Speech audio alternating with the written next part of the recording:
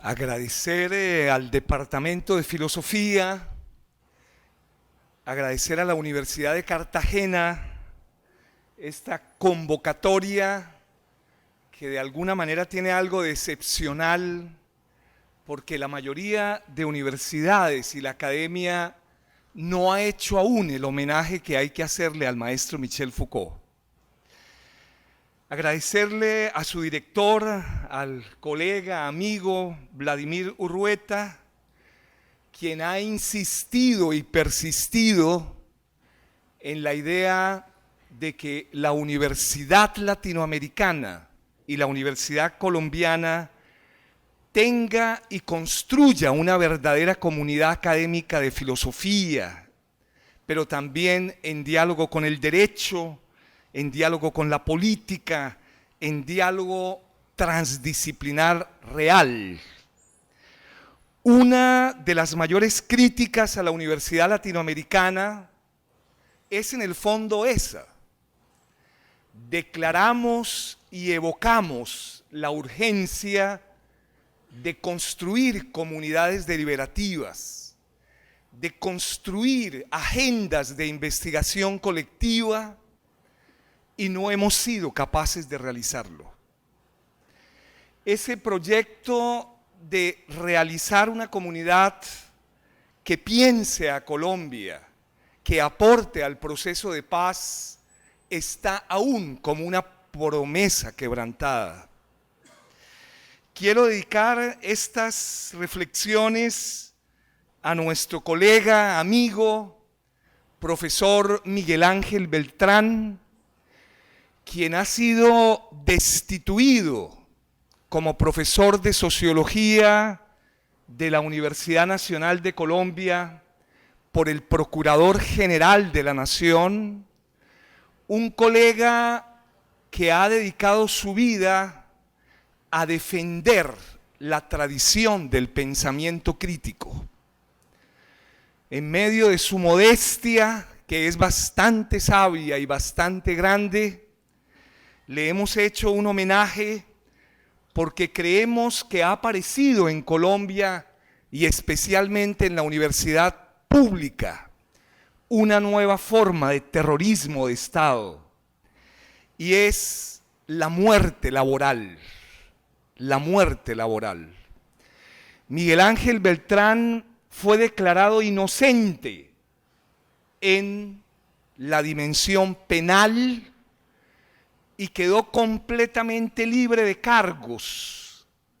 Y el Procurador General, en una idea intervencionista de la autonomía de la universidad, esa lucha de la reforma de Córdoba de 1918, decidió hacerle un juicio disciplinar y a edad de 50 años destituirlo y masacrarlo laboralmente.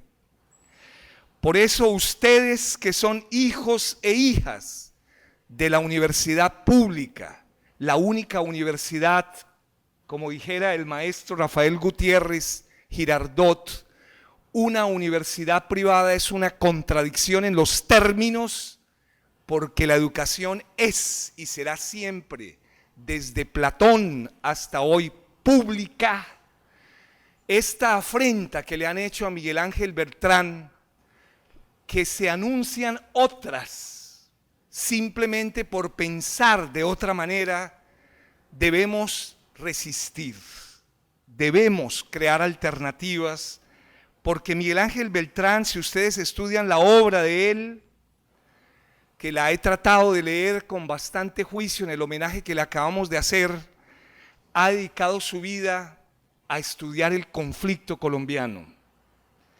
Empezó estudiando la violencia, luego empezó estudiando las guerrillas del llano y su doctorado, postdoctorado, maestría, las obras que tiene, que no son leídas por nosotros y nosotras, son una obra fundamental para entender fenómenos como el gaitanismo, por ejemplo, y es cómo reparar a las víctimas colectivas políticas en Colombia, como a luchar, como la Unión Patriótica, como el gaitanismo, y cuál es la estrategia de formas de reparación, de victimización colectiva de organizaciones políticas. Un tema que hoy está en la mesa de La Habana, como ustedes saben.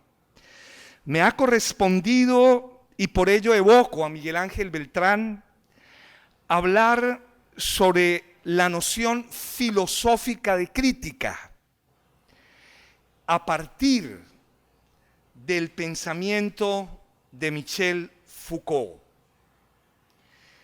Y empezaría afirmando que es posible que el concepto de crítica haya empezado en la antigüedad clásica, muy posible en el verbo griego kritein, que podría ser más o menos traducido por discernir, cribar, juzgar, evaluar, y que en la teoría de Martha Nussbaum y en la teoría de Karl Popper, tal vez el primer crítico del pensamiento occidental es Sócrates.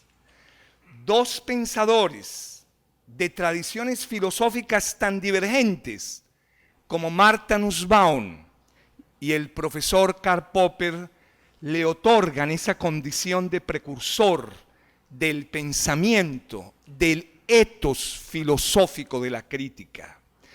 Para Martha Nussbaum, en un brevísimo recorrido, hay tres elementos que le otorgan esa condición al filósofo Sócrates.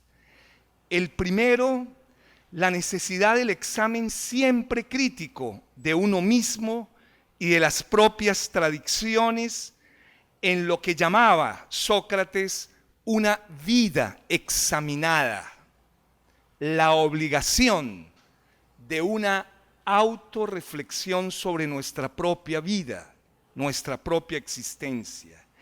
El segundo motivo, ciudadanos con capacidad de verse a sí mismos, no como pertenecientes a alguna región o a un grupo, sino como pertenecientes a la polis, a algo más grande que el interés privado y particular. Y la tercera dimensión, tal vez clave del pensamiento de Sócrates, con esa capacidad tan difícil, tan compleja, de pensar y experimentarse en lugar de otra persona. Poder asumir la otredad, la alteridad, como una diferencia y no como un yo solipsista.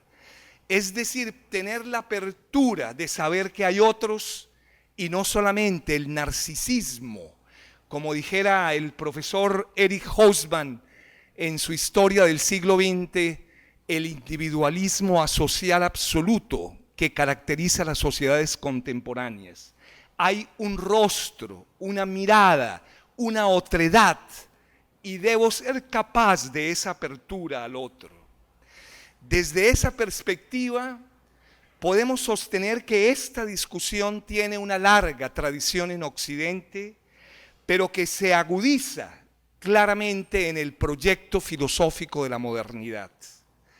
Y sin necesidad de hacer un recorrido demasiado erudito, pero que ustedes de alguna manera ubican en el horizonte, sabemos que la obra de Kant, la obra de Marx y la obra de Nietzsche son referencias obligadas siempre a hablar del concepto de crítica, absolutamente obligadas.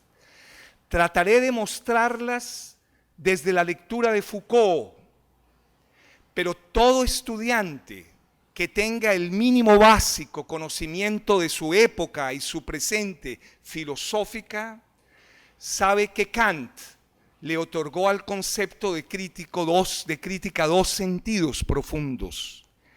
El primer sentido, el estudio sobre las condiciones de posibilidad de todo conocimiento, y es cómo será posible que se construya la posibilidad del conocimiento humano.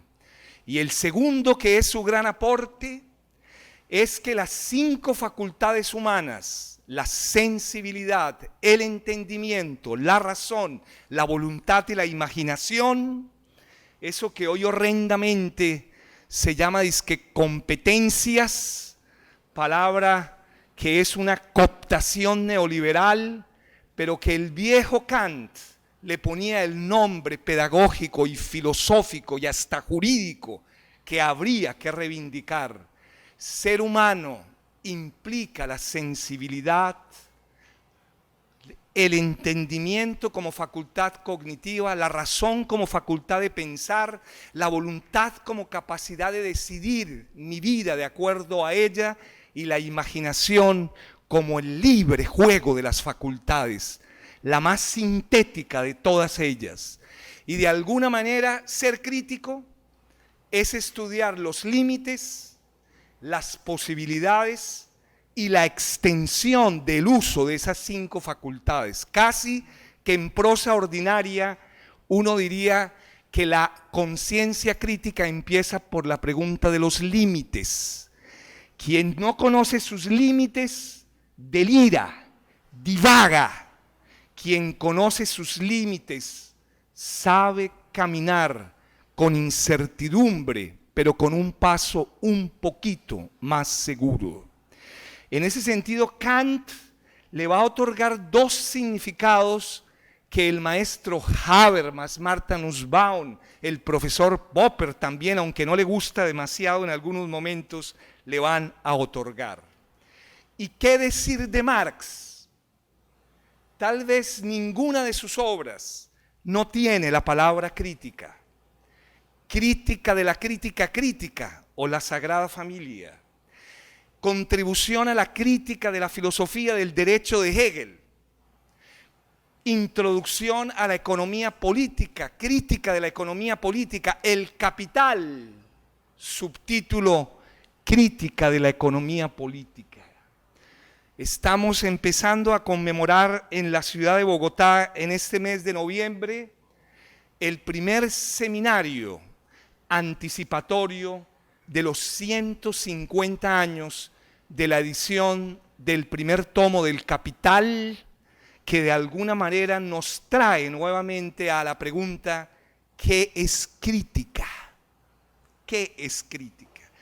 De una manera bastante simplista, uno podría decir, casi por razón de solo didactismo, que el concepto marxiano o marxista de crítica alude a temas que están detrás de Foucault también. El primero, toda crítica debe ser inmanente, como nos enseñó Hegel. Criticar desde fuera, todo es criticable y nada es criticable. Las críticas toca hacerlas desde dentro, por eso Marx leyó a Hegel de cabo a rabo. Leyó a Adam Smith y a Ricardo de cabo a rabo, utilizando su propia metáfora, y desde el propio lenguaje de ellos mostró sus contradicciones. No hay que criticar desde fuera, sino desde la inmanencia de la cosa misma, del texto mismo. Pero al lado de la inmanencia está lo normativo.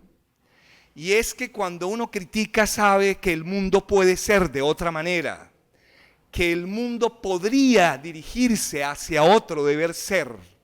Esos 2 elementos están en la raíz de la crítica marxista. No vale ninguna crítica que no sea inmanente, y la crítica reconoce la distancia entre lo que es y las otras posibilidades del ser. En sentidos nuestros aparece ya la palabra emancipación. Este no es el mejor de los mundos posibles. Este mundo puede ser otro mundo posible. La inmanencia y la dimensión normativa están en la construcción de Marx. El segundo es que para estudiar cualquier tipo de objeto de realidad, de campo de la vida, siempre hay que estudiar la génesis, el desarrollo, la tendencia a la estabilización, las contradicciones y la crisis. Por eso Habermas le reconoce a Marx en Problemas de legitimación del capitalismo tardío algo que nadie le había reconocido a Marx cuando aún era marxista, el profesor Habermas. Y es que el primero que usó la palabra crisis en ciencias sociales fue Marx. La palabra crisis se usaba en medicina y en teatro, que es la fase crítica de la enfermedad o el desenvolvimiento crítico de la tragedia.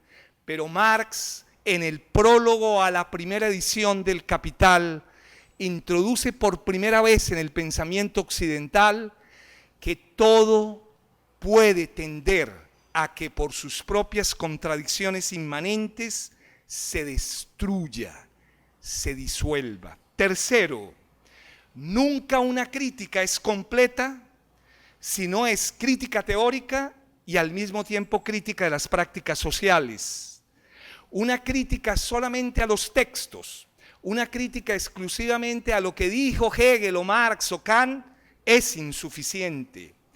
Hay que criticar también las prácticas sociales concretas. Si yo quisiera criticar la Universidad de Cartagena, no me bastaría criticar sus declaraciones, su PEI, me tocaría estudiar la etnografía de sus aulas, me tocaría estudiar la cotidianidad de sus estudiantes, me tocaría estudiar la relación entre profesor y estudiante, me tocaría estudiar la relación de ella con su contexto de la ciudad de Cartagena. Es decir, una crítica no puede ser solo teoricista, hay que ser también, pero el tema clave también es las prácticas. Por eso cuando ustedes leen el Capital de Marx o los manuscritos del 44, comprenden la lucidez de esa doble dimensión de la crítica. Se está criticando la economía política, pero es el primer texto de sociología del trabajo. Es el primer texto que habla de que el trabajo está el trabajador enajenado con su producto, con su actividad misma, con el ser genérico y respecto al otro hombre. El otro componente necesariamente de Marx es que la teoría solo se puede volver crítica si las masas se apropian de la teoría. Una teoría que no sea apropiada por las masas deja de ser poder, deja de ser crítica. Y en la contribución a la crítica de la filosofía del derecho, esa obra de 42 párrafos del maestro joven Marx nos dice con una lucidez impresionante cómo convertir la teoría en una apropiación de las masas. Uno podría decir que en teoría del poder, la filosofía moderna tiene dos tradiciones. Y creo que en eso el texto de Canetti y los textos de Foucault también son bastante claros. Hay una filosofía política que desprecia a las masas, que cree que los que hacen la teoría son los individuos, los genios, los iluminados, los tecnócratas, los expertos, y otra teoría que la representa el anarquismo, que la representa Bakunin, que la representa Marx, una teoría contrahegemónica que sabe que si las masas no se apropian de la teoría, no hay crítica social, no hay crítica de la sociedad. Se quedará en los recintos, en los archivos, en los textos, pero la apropiación exige que la teoría sea concreta, es decir, que hable el lenguaje de las masas, que la teoría hable radicalmente, es decir, vaya a la raíz, radix, como dice Bloch, de los problemas, una cantidad de condiciones que el joven Marx, a la edad de algunos de ustedes, cuando estudiaba Derecho en la Universidad de Bonn y luego de Berlín, hace la crítica de la filosofía del derecho y del Estado de Hegel, una obra realmente magistral. No hablo de Nietzsche porque voy a hablar un poco del Nietzsche de Foucault, pero uno sí podría decir que en la visión mínima del mundo sabemos que Sócrates está en el horizonte, sabemos que Kant está necesariamente en el horizonte y sabemos también que el maestro más radical de todos está necesariamente en el horizonte. La filosofía contemporánea, y cuando digo actualidad o contemporaneidad, diría que esa es ya una pregunta filosófica desde Kant en respuesta a la pregunta ¿qué es la ilustración? Tiene tres tradiciones de la crítica, tres orillas de la crítica. Y creo que en eso hay más o menos un consenso abierto. Primero, la tradición de Popper, que él llama a sí mismo como un racionalismo criticista, ese longevo filósofo del 20 que hoy sigue ocupando nuestras aulas en la lógica de la investigación científica. Está la tradición de la escuela de Frankfurt, necesariamente con sus absolutamente, digamos, necesarios, que yo llamaría a Horkheimer, Adorno y Marcuse, no entraría en la segunda y tercera generación, y está Foucault.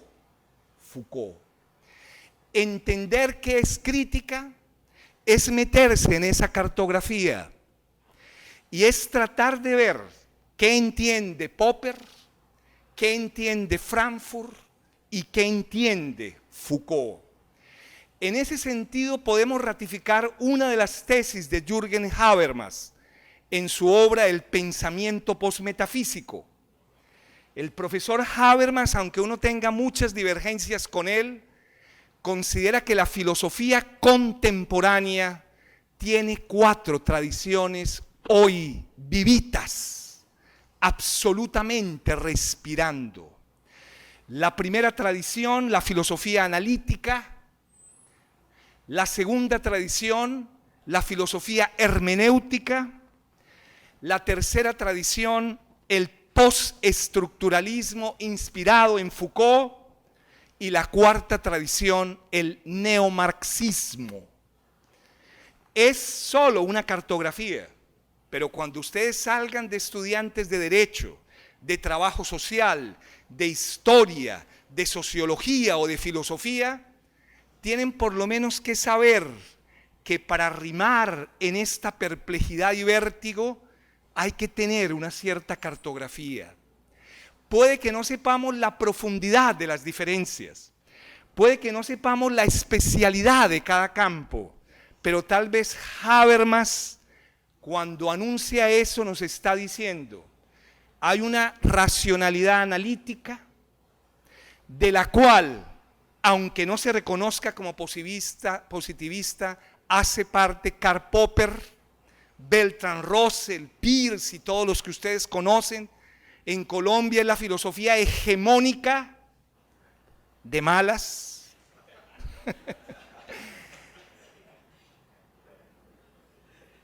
El neomarxismo,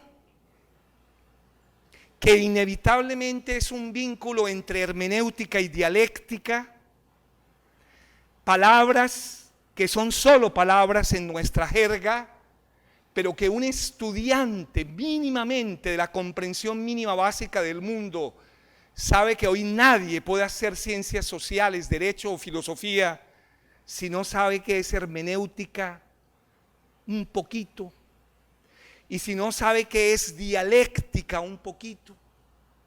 No digo que inmersión de alta profundidad, sino por lo menos definición de Bátimo, de Riquet, de Gadamer, de Teodoro Adorno, de Seleni, cosas de ese estilo, es decir, una mínima referencia. Es decir, hermenéutica y neomarxismo tienen vínculos y habría que estudiar a esos autores hoy. Y 3, Foucault, que tiene vínculos con Frankfurt, pero también demasiadas diferencias con la escuela de Frankfurt. Lógico que leyó a Marx, pero cuando uno lee a Foucault no sabe si está hablando del marxismo soviético, está hablando del estalinismo o está hablando de Marx. Y ahí tenemos dificultades siempre con la obra del maestro Michel Foucault. ¿De qué Marx estamos hablando? ¿A quién está criticando? ¿Será la lectura del marxismo vulgar, de ese pastiche horrendo que es el estalinismo, o será otra condición que es la obra de Marx, Engels, Lenin, Gramsci, Lukács, etcétera, etcétera? ¿Qué pretendo ahora? Muy brevemente, mostrar qué es crítica para Popper, qué es crítica para la Escuela de Frankfurt, y luego hablar con Foucault y sus diferencias. Y uno podría decir que en la propia jerga del maestro Popper no lo resuelve en esa famosa conferencia Lógica de las Ciencias Sociales de 1961, que yo a mis estudiantes de Ciencias Sociales y Filosofía les recomiendo que alguna vez la lean. Popper peleando con Teodoro Adorno. Tal vez uno de los diálogos más importantes del pensamiento contemporáneo. Dos monstruos, Adorno y Karl Popper. Dos orillas totalmente diferentes del pensamiento occidental, hablando sobre qué son ciencias sociales. En la sexta tesis de esa conferencia, Popper lo explica para niños y niñas. Ojalá lo podamos comprender. ¿Qué es racionalismo criticismo? 1. Estar ensayando siempre soluciones para problemas, sabiendo que esas soluciones siempre son provisionales. Es decir, la naturaleza popperiana de la crítica es refutar, refutación, falsación, diría él, pero en el fondo es el concepto de refutación. Si nos dicen en Cartagena que en Cartagena no hay analfabetismo, tendríamos que someter esa tesis a miles y miles de refutaciones de toda índole. Si aguanta la refutación, es verdadera provisionalmente. Si no la aguanta, ya dejó de ser paradigma o verdad. 2. Si es accesible a una crítica objetiva, intentamos refutarlo, porque toda crítica consiste en intentos infinitos de refutación. Así se usa en el lenguaje común y corriente. Popper ha ganado. Popper es hegemónico. 3. Si un ensayo de solución es refutado por nuestra crítica, buscamos otro ensayo de solución y cambiamos de paradigma. 4. Si resiste la crítica, lo aceptamos provisionalmente y desde luego lo aceptamos principalmente como digno de seguir siendo discutido y criticado. 5. El método de la ciencia es, pues, el de la tentativa de solución, el del ensayo de solución sometido al más estricto control crítico. 6. La llamada objetividad de la ciencia radica en el método, y el método es lo que acabo de escribir. Punto. La respuesta que da Teodoro Adorno, que es la coponencia, que es realmente uno de los textos más hermosos y difíciles del profesor Adorno, diría más o menos lo siguiente: ¿qué es crítica? 1, cito a Adorno, no se puede identificar crítica con refutación, porque desde fuera todo es criticable y nada lo es. Volvemos a Marx. La crítica debe ser inmanente. 2. Para tener actitud crítica hay que estar preparado para asumir la contradicción, la perplejidad, la incertidumbre, el vértigo. Y la definición que nos da de sociedad Teodoro Adorno es una de las definiciones más hermosas y abstracta. Cuando uno le preguntan qué es sociedad, cualquier estudiante podría contestar: es la agregación sumatoria de individuos. Pedro más María más tal, sumados dan sociedad. Nada de eso. Sociedad es uno de los conceptos teóricos más abstractos y más complejos. La sociedad es, uno, contradicción, pero determinación, racional e irracional al mismo tiempo, sistema y ruptura, naturaleza ciega y mediación por la conciencia. Quienes asumimos la sociedad estamos preparados a la incoherencia, estamos preparados a la perplejidad, al vértigo, porque ninguna sociedad es clara, distinta, coherente, lógica. Toda sociedad en su casa habita la contradicción, es su propia forma de existir. 3. Para hacer crítica hay que estudiar el concepto de ideología, cosa que no comparte Foucault. La noción de ideología no debe hacer parte de la crítica. Una gran diferencia entre ser postestructuralista y neomarxista parte de la discusión sobre el concepto de Schein. Como dice Kurt Lenk, el primer texto moderno es el Novum Organon, Francis Bacon, 1620. Ídola de la caverna, ídola de la tribu, ídola del mercado, ídola del lenguaje, del fórum. ¿Qué es ídola? Por eso desde Bacon hasta Zizek está el problema de la ideología. En Marx es Schein. En Althusser es aparatos ideológicos. Ustedes más o menos tienen ese horizonte. 4. Toda crítica tiene siempre un momento especulativo. Por eso Marx en el prólogo al Capital nos lo dice de una manera contundente. Para hacer análisis social, de nada sirven los microscopios, de nada sirve la experimentación. Para hacer análisis social solo disponemos de la capacidad de la abstracción. Como dice Hegel, ¿qué falta hace en la sociedad contemporánea? La capacidad de abstracción.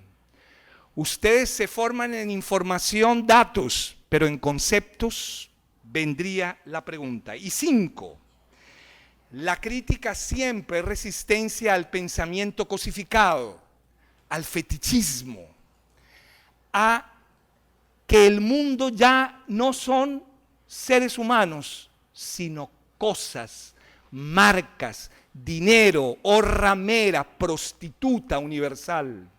Por eso Immanuel Kant, en la respuesta a la pregunta ¿qué es la ilustración?, ya lo anticipa cuando dice: si hay seres humanos que creen que para pensar es posible pagar, ¿para qué pensar? Quiere decir que el fetichismo ya está en esa obra llamada menor del maestro Immanuel Kant. Y Foucault, desde el año 1978, Foucault se dedica con cierto detenimiento a la cuestión de la ilustración y la crítica. Tenemos en español 5 de esos textos publicados. ¿Qué plantea? Como todo lo de Foucault, debemos buscar un camino alternativo, un camino diferente para comprender lo que es crítica. Y para ello plantea fundamentalmente 5 premisas, 4 o 5 premisas. Es como en todo inicio de un pensar, de la tarea del pensar. La primera premisa es un poco la de Walter Benjamin, la obsesión del joven y el viejo Benjamin. Y es que detrás de todo siempre está el problema de la concepción de la historia. El problema más grave de toda acción del pensamiento es que se nos va colando desarrollo, tercer mundo, primer mundo, progreso, subdesarrollo. Quiere decir que el máximo peligro del derecho, la filosofía y las ciencias sociales es que sin darnos cuenta se nos meten palabras colonialistas, efectos indeseables de la dominación, intoxicación lingüística, como dicen los filósofos venezolanos. Una especie de intoxicación, y es que no podemos pensar sin la palabra progreso, sin la palabra novedad, sin la palabra tiempo, sin la palabra desarrollo, sin la palabra calidad de vida, sin la palabra necesidades, bueno, etcétera. El máximo peligro, diría Walter Benjamin. Detrás de la acción del pensar, siempre hay que reconsiderar qué entendemos por historia. Yo creo que el maestro Benjamin, desde su obra juvenil dedicada al romanticismo, la vida de los estudiantes, la metafísica de la juventud, no hay ningún texto de Walter Benjamin que su último párrafo no diga máximo peligro, concepción de la historia. Marx se equivocó, la llamó una locomotora. Por eso yo no comparto la idea de la locomotora de Marx, como lo dice en las tesis del concepto de historia, una imagen absolutamente problemática. Y yo, dice Benjamin, soy marxista, pero no comparto la imagen. Soy un jadidista, mesianista, judío marxista, es decir, un teólogo de la liberación, diría Michel Leuvic. Es decir, alguien hijo de América Latina. Aquí materialismo y teología, como dice la primera tesis, se necesitan. Una le ayuda a la otra, el enano giboso le ayuda al famoso muñeco vestido de turco, con narguil un poco en la boca.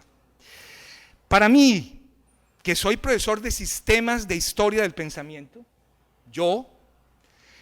la historia no la entendió Hegel ni Marx.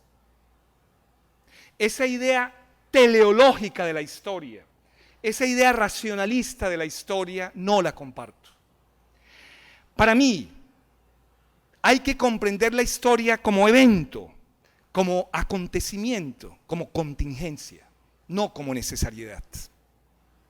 Quiere decir que los que hacemos en términos Foucaultianos filosofía, nos toca pensar el problema de la historia.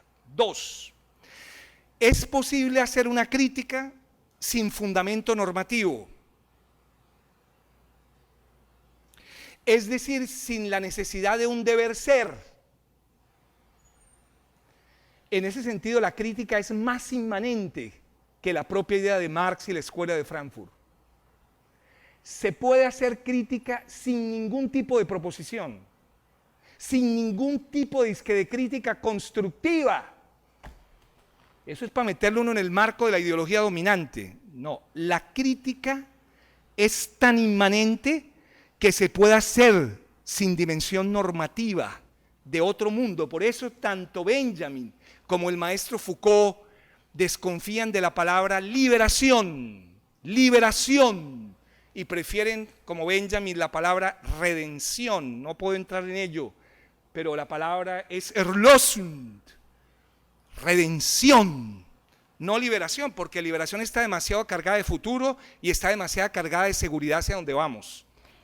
Me voy a liberar, y la liberación es pura avidez de novedad de futuro y una claridad meridiana cierta de hacia dónde voy, y así no es la crítica, así no es la crítica. 3, que pueda también desenmascarar a la propia razón como poder. Sí. Y creo que ese es el espíritu Foucaultiano. Y es que nadie va a acabar el poder. Lo que pasa es que hay efectos indeseables del poder, pero esa idea de emancipación de que se acabó el poder, no cabe en su planteamiento. Por lo tanto, la razón, como ya lo había planteado Federico Nietzsche, puede también ser efecto, relación de poder, y llevémoslo más extremo. No hablemos de razón en mayúscula, ni hablemos de racionalización, hablemos en plural, racionalidades. Poco en la línea de Santiago Castro, Aníbal Quijano, y es que la racionalidad de los latinoamericanos no es igual a la racionalidad alemana, weberiana, kantiana. Para el maestro Aníbal Quijano, si hay algo típico de la racionalidad latina, es la vocación utópica, no la vocación pragmático-realista utilitarista. No. Sin utopía no hay racionalidad. Hasta este continente empezó siendo una utopía. Y fue tan vértigo que cuando llegó Colón creía que había llegado a las Indias, como dice José Luis Romero y Alfonso Reyes, y había llegado a otro continente, la utopía de América. Es decir, racionalidades, pongámoslo también en plural, no simplemente en singular. ¿Qué más podríamos decir? Podríamos decir que el concepto de Foucault, además de relaciones de poder, contiene otras ideas que me parece que son bastante importantes. Tercera, frente a la metafísica y a la historia como búsqueda del origen, la genealogía nietzscheana muestra que las cosas no tienen esencia, que en su comienzo histórico se halla lo dispar, lo innoble, lo eventual, lo contingente. Por ejemplo, ¿de dónde viene la palabra lo bueno y lo malo? La genealogía de la moral de Nietzsche.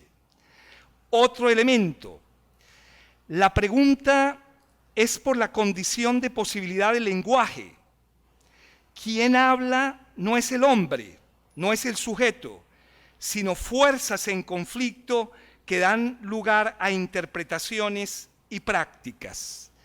Y el otro camino de Michel Foucault, que por razones de tiempo no podría trabajar demasiado, pero creo que es bastante importante, es su relectura de Kant, su relectura de Nietzsche y su relectura de Baudelaire.